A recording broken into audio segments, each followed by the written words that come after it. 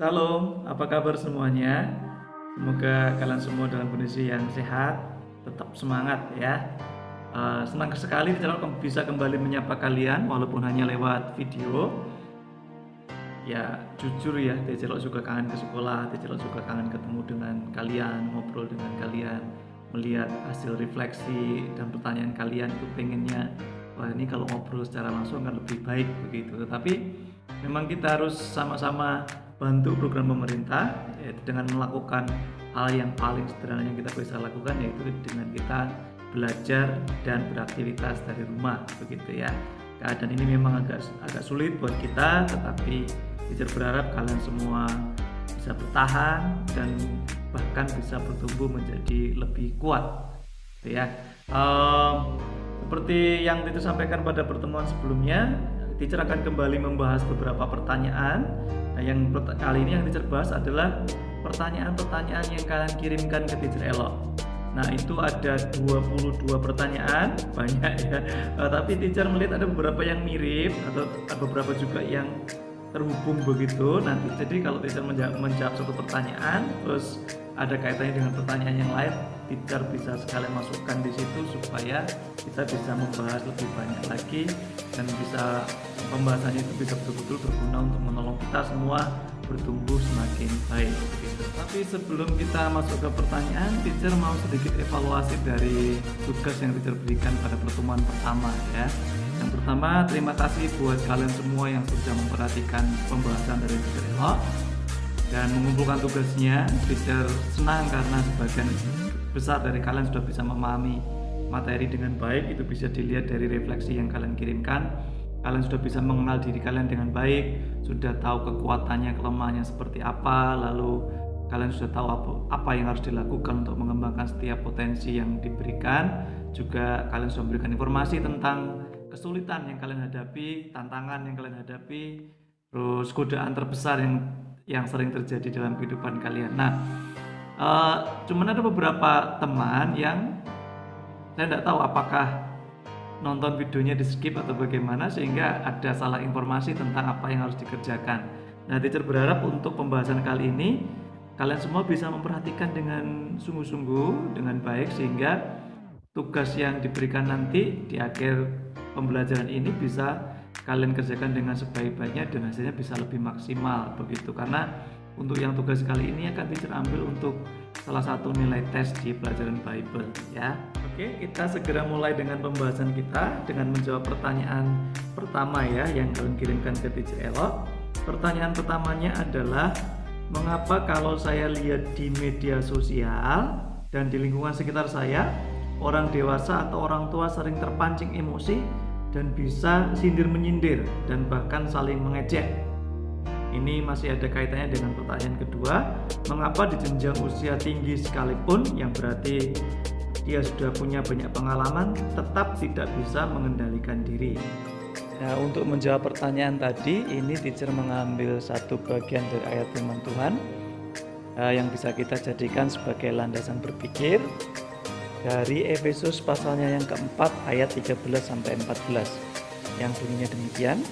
Sampai kita semua telah mencapai kesatuan iman dan pengetahuan yang benar tentang anak Allah, kedewasaan penuh dan tingkat pertumbuhan yang sesuai dengan kepenuhan Kristus, sehingga kita bukan lagi anak-anak yang diombang-ambingkan oleh rupa-rupa angin pengajaran, oleh permainan palsu manusia dalam kelicikan mereka yang menyesatkan. Nah, dari ayat ini kita tahu, kita pahami bersama bahwa setiap kita harus mengalami pertumbuhan.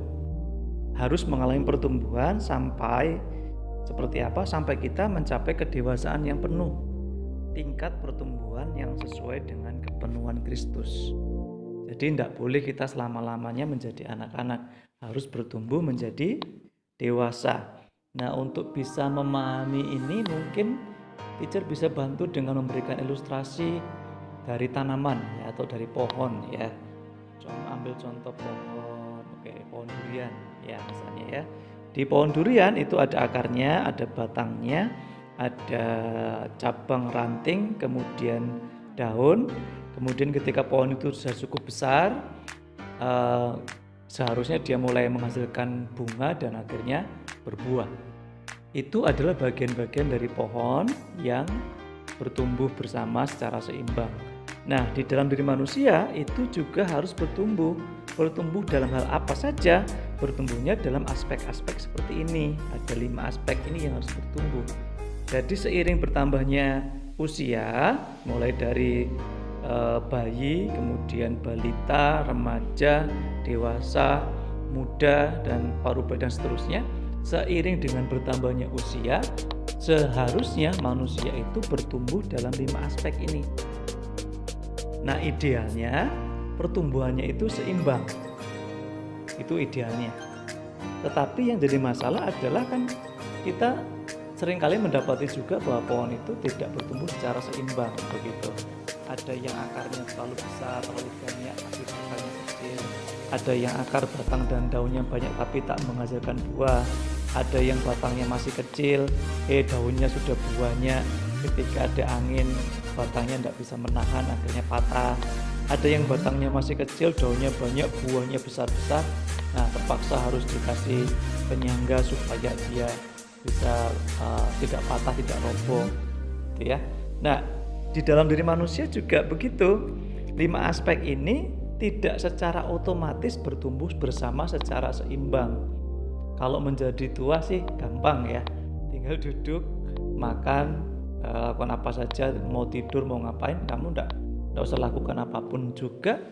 Secara otomatis kita akan menjadi tua. Tahu-tahu sudah usia 40 begitu aja. Sudah tua. Tetapi kedewasaan tidak seperti itu. Menjadi tua tidak otomatis menjadi dewasa. Orang yang usianya lebih muda belum tentu dia kurang dewasa dibandingkan dengan orang yang usianya tua. Itu yang menjadi jawaban kenapa usianya sudah tua kok masih suka begitu ya. Usianya sudah tua kok nggak dewasa ya. Usianya sudah tua kok masih aja suka berperilaku tidak sepantasnya ya gitu. Di hal sebaliknya, kalian mungkin pernah mendapati teman-teman kalian yang satu angkatan dengan kalian, wah teman saya si A ini kok sudah lebih dewasa daripada yang lain ya. Enak deh ngomong sama dia lebih mendengarkan, lalu dia bisa memberikan saran-saran yang bijaksana dan seterusnya. Itu jadi bertambahnya usia tidak otomatis menandakan kedewasaan. Harus diusahakan supaya itu bertumbuh secara seimbang. Nah, pertumbuhan tadi itu dipengaruhi oleh faktor-faktor ini. Ada banyak faktor yang mempengaruhi pertumbuhan manusia. Ya, ini bisa ambil beberapa contoh saja ya yang mempengaruhi pertumbuhan manusia. Misalnya dari segi keluarga, dari agama, dari kepercayaan yang dia punya, lalu dari sekolahnya, pendidikannya, dari iklim, dari budaya yang dia yang ada di orang-orang di sekitarnya, kemudian dari pergaulannya, komunikasi seperti apa, dan juga dari nutrisinya gitu. Ini adalah beberapa faktor yang mempengaruhi pertumbuhan manusia. Nah, kalau faktor-faktor ini tidak mendukung, ya tentu pertumbuhannya tidak akan seimbang. Kita ambil contoh ya dari satu film, itu ada film Tarzan misalnya. Itu Tarzan itu orang tuanya mengalami kecelakaan di hutan, kemudian dia harus dibesarkan oleh gorila, keluarga gorila ini. Nah, secara otomatis karena dia tidak pernah bersosialisasi dengan orang lain, maka kemampuannya berrelasi dengan orang lain tidak bertumbuh. Nah gitu. Karena dia tidak masuk sekolah, maka dari segi pengetahuannya, kemampuan berpikirnya juga tidak bertumbuh seperti anak-anak seusianya. Tetapi secara fisik mungkin dia bertumbuh jadi lebih kuat karena tantangannya lebih banyak. Ketika dia masih kecil, dia sudah harus berkejar-kejaran dengan gorila, dia harus bersaing dengan temannya si gajah, si tentor itu ya. Nah, secara fisik mungkin dia akan lebih kuat daripada anak-anak seusianya. Tetapi secara emosional, secara mental, secara pengetahuan, dia tidak bertumbuh seperti teman-temannya yang lain. Oke, dan ini sekaligus menjawab pertanyaan dari teman kalian yang lain yang bertanya seperti ini. Apakah kita bisa mengontrol diri kita sendiri tanpa bantuan siapapun? Nah, ini tadi salah satu faktor dari pertumbuhan manusia tadi, perkembangannya itu supaya dia bisa menguasai diri tadi itu kan adalah dari lingkungan begitu. Dari awal Allah menciptakan manusia sebagai makhluk sosial.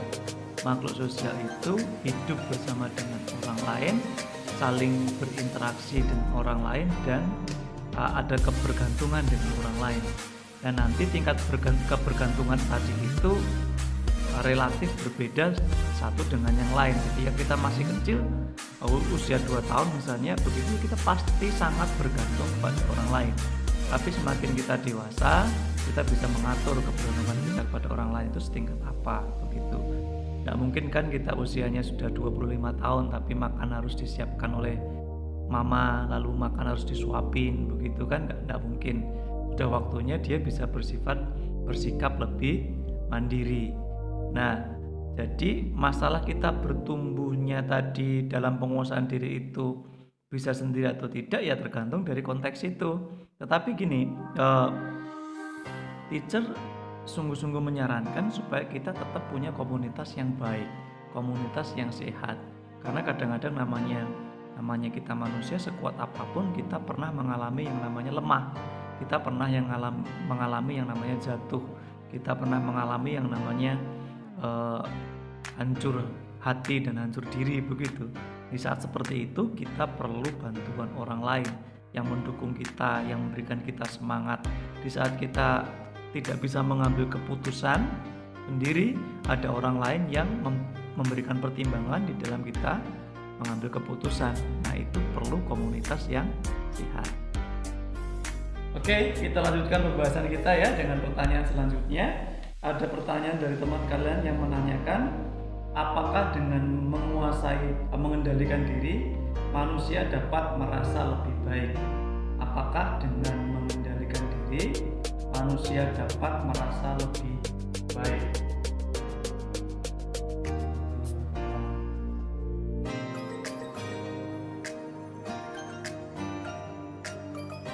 Nah, yang seharusnya kita sadari bersama sesuai dengan prinsip firman Tuhan, bukan masalah merasa lebih baik, tetapi bagaimana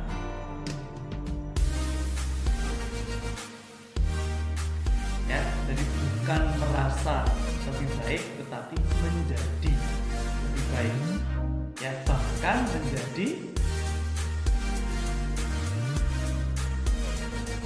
yang terbaik. Be the best version of you. Karena dari awal ketika Tuhan menciptakan segala sesuatu,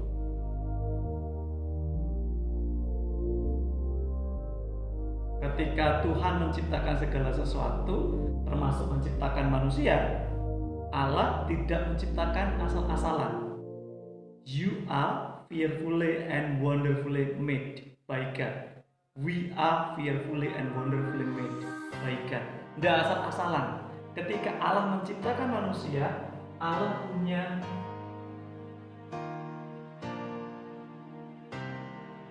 rencana. Lalu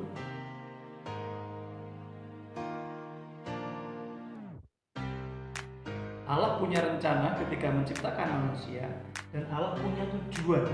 Manusia itu harus sampai di mana setiap kita. Dan sepanjang dari awal sampai kita mencapai tujuan, Allah tidak henti-hentinya menyertai dan memperlengkapi kita. Tetapi yang jadi persoalan adalah ada pihak yang tidak mau manusia mencapai tujuan Allah dalam hidupnya. Iblis berusaha supaya manusia kehilangan tujuan Allah di dalam hidupnya.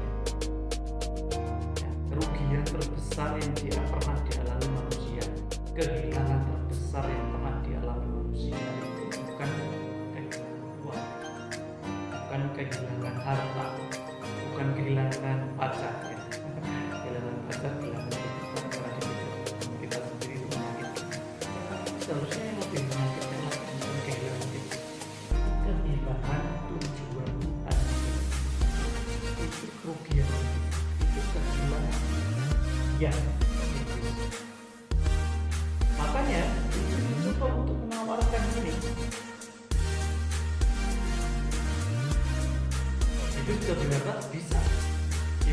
bisa beri bisa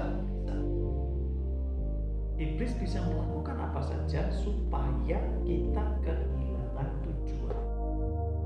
Oke. Dipelencengkan, menyeleweng dari rencana Allah, tujuannya di sini tapi melenceng ke sini. Ini namanya hamartia atau dosa. Ketika manusia melenceng dari rencana Allah, dari tujuan Allah, itu disebut sebagai dosa atau hamartia. Ini yang iblis lakukan. Ya, iblis bisa beri harta, bisa beri bahagiaan, bisa beri kesejahteraan, bisa beri apa saja.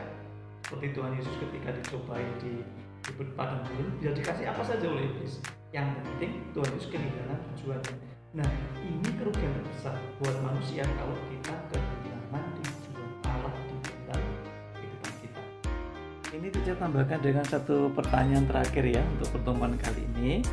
Ada pertanyaan dari salah satu teman kalian, apakah bakat tidak bisa kita dapat seiring dengan kita melatihnya? Nah, untuk sebagai landasan kita berpikir, teacher berikan satu ayat firman Tuhan dari 1 Korintus pasalnya yang ke-12 ayat 8 sampai 10. Di sana diceritakan tentang tiap-tiap orang itu punya karunia yang berbeda-beda. Ada yang berkata-kata dengan hikmat, ada yang dengan pengetahuan, memberikan iman. Nah, karunia untuk menyembuhkan. Jadi masing-masing orang itu punya karunia yang berbeda yang Tuhan berikan. Ini sama seperti bakat. Bakat itu oleh Tuhan masing-masing orang dikaruniakan masing-masing. Satu orang berbeda dengan orang yang lain. Nah, ilustrasinya adalah seperti bagian tubuh kita ini, ada tangan, ada kaki, ada kepala, ada perut, dan seterusnya. Nah, masing-masing bagian tubuh itu diciptakan dengan fungsi yang berbeda. Fungsinya masing-masing berbeda, walaupun bisa saja satu bagian dalam kondisi tertentu, satu bagian tubuh itu menggantikan fungsi dari bagian tubuh yang lain, begitu. Misalnya siapa nih yang Hiani itu ya, tangannya kan jarinya tidak selengkap kita dan jumlahnya 10.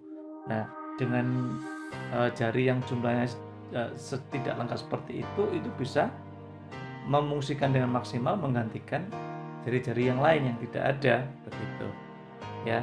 Ada orang yang diciptakan tidak punya tangan tapi kakinya bisa dipakai untuk misalnya melukis, misalnya untuk menggosok gigi, menggantikan fungsi tangannya itu dalam kondisi-kondisi tertentu. Nah, karena setiap bagian tubuh itu punya fungsi yang berbeda, itu pun didesain dengan cara yang berbeda. Nah, ini akan berfungsi maksimal jika sesuai dengan antara tujuan dengan desainnya ini tadi. Nah, satu tubuh tadi itu yang perlu diingat adalah semua bagian itu penting dan saling dukung. Ini ilustrasi seperti itu. Jadi bakat itu tidak didapatkan dengan kita latihan, tetapi dengan latihan bisa saja kita menemukan bakat yang Tuhan sudah berikan.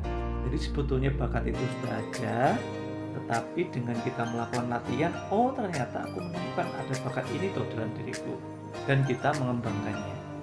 Oke, yang berikutnya, bakat yang di dalam kita itu prinsipnya seperti talenta ya. Ada yang diberi 1, ada yang diberi 2, ada yang diberi 5. Nah, nanti pada akhirnya siapa yang akan memiliki hasil yang lebih banyak, mana yang berkembang dengan maksimal, mana yang bisa mencapai potensi atau pencapaian yang paling baik, itu ya tergantung ya. Nah, gimana kalau misalnya bakatnya itu cuma 1, tapi diusahakan kerja kerasnya itu 100%. Nah, di dalam penghitungan kerja resilience itu, kerja keras, ketekunan itu dikalikan 2 kali ya, karena bakat dikalikan dengan usaha itu menjadi keahlian. Keahlian dikalikan dengan usaha lagi itu menjadi pencapaian. Nah, yang pencapaian paling banyak kalau bakatnya itu 1, terus usahanya itu 100, dikalikan 2 kali, maka hasilnya akan ada 10.000 di pencapaiannya. Nah, orang yang bakatnya itu 2, usahanya cuma 90% nih misalnya, 90%, hasilnya masih lebih bagus daripada yang bakatnya 1 tapi usahanya maksimal tadi. Gitu. Nah, kalau kalian lihat ini, kalau bakatnya 5, usahanya 75% pun itu hasilnya lebih bagus daripada yang kerja keras usaha maksimal tadi itu kalau bakatnya cuma 1 gitu. Jadi tapi ini nanti beda kalau misalnya yang bakatnya 2 itu cuma melakukan 50% dari usahanya, berarti 50 dikali 50 dikali 2 itu hasilnya cuma 5.000 begitu. Nah, hasil maksimal, pencapaian maksimal itu bisa terjadi kalau bakatnya memang di situ full 5, usahanya betul-betul 100, jadi ketemu hasilnya yang paling tinggi pencapaiannya maksimal.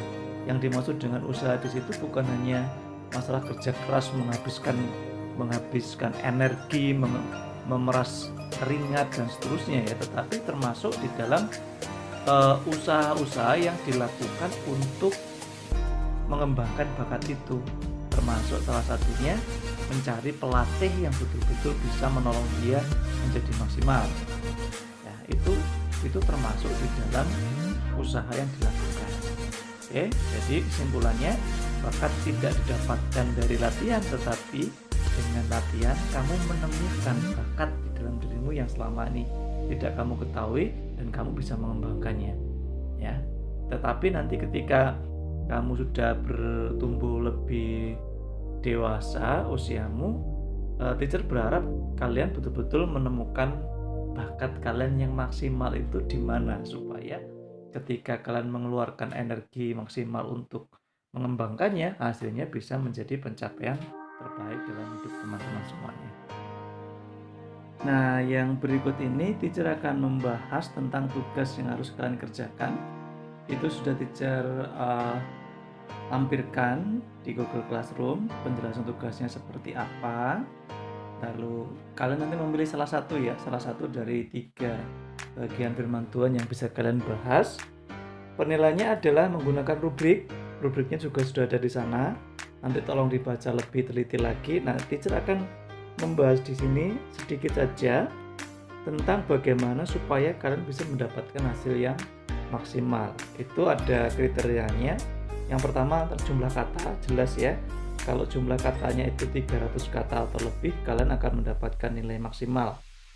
Yang kedua, kelengkapan dan keseluruhan tugas itu kalau di dalam isi yang kalian buat, tulisan yang kalian buat itu terdiri atas 5 paragraf dan isi masing-masing paragraf itu sesuai dengan ketentuan. Karena teacher mau satu paragraf itu kalian membahas satu pokok pikiran, gitu ya. Lalu yang berikutnya dari paragraf tentang ringkasan cerita Alkitab itu nilainya 4 kalau 5 kalimat atau lebih, ringkasan ceritanya jelas dan memang sesuai dengan ayat Alkitab yang kalian pilih. Yang berikutnya paragraf tentang analisa pertama, yaitu tentang penyebab. Kalian bisa memberikan analisa yang tepat dan analisanya disampaikan dengan jelas dan menemukan penyebab mayor atau penyebab utama kenapa tokoh Alkitab tersebut gagal menguasai diri. Maka kalian akan mendapatkan nilai 4. Yang berikutnya, paragraf yang ketiga itu tentang analisa bagian kedua tentang akibat dari gagalnya tokoh Alkitab menguasai diri tadi. Apakah analisis kalian tepat dan disampaikan dengan jelas? Adakah dampak kepada si tokoh Alkitab itu sendiri dan adakah dampak untuk orang-orang lain di sekitar tokoh Alkitab itu? Gitu ya. Yang berikutnya tentang refleksi, nilainya 4 kalau ada 5 kalimat atau lebih, disampaikan dengan jelas. Terus ada kalian tak mengenali penyebabnya apa dan akibatnya apa. Oke. Untuk refleksinya ini kalian mencari kegagalan yang mirip dengan ayat Alkitab yang kalian baca atau pilih itu boleh. Kalaupun tidak sama persis juga nggak masalah, gitu ya. Yang penting kegagalan apa yang pernah kalian alami selama kalian belajar bertumbuh di dalam penguasaan diri. Gitu. Yang berikutnya, untuk pelajaran dan penerapan itu dari kegagalan tadi kan kita belajar sesuatu nih, terus kita memberikan solusi bagaimana supaya kita tidak mengulang kesalahan yang sama dan kita bisa bertumbuh jadi lebih baik. Kalau solusinya tadi sesuai, tindakan yang kalian tuliskan di situ itu doable, artinya bisa dilakukan, dilengkapi dengan ayat pendukung yang cocok, maka nilainya menjadi 4. Yang terakhir adalah masalah tanggung jawab. Nilainya 4 kalau kalian mengumpulkan tepat waktu, yaitu paling akhir batasnya adalah hari Senin jam 8 pagi. Ya, kalau bisa ditemukan sebelum itu silakan kumpulkan sebelum itu. Gitu. Nah, mungkin di tengah kalian mengerjakan tugas ini dan dengan mengumpulkannya ke titik elok ada kendala teknis, masalah data, mungkin masalah ada teacher, laptop saya rusak atau HP saya rusak dan seterusnya. Yang mengalami itu silahkan memberitahu teacher elok atau menyampaikan itu ke HRT supaya HRT-nya nanti menginformasikan ke teacher elok. Nah, nanti kita cari solusinya sama-sama. Kalau memang butuh tambahan waktu karena kalian tidak bisa mengerjakan itu, ya kalau kalian bisa mengkomunikasikan itu lebih dulu, kita bisa mencari solusi bersama supaya tidak dianggap sebagai keterlambatan. Begitu ya. Oke. Terucapkan selamat mengerjakan, silakan dikerjakan yang terbaik, terus semangat, terus jaga kesehatan, memberikan yang terbaik untuk kemuliaan nama Tuhan. Tuhan Yesus memberkati kita semua. Amin.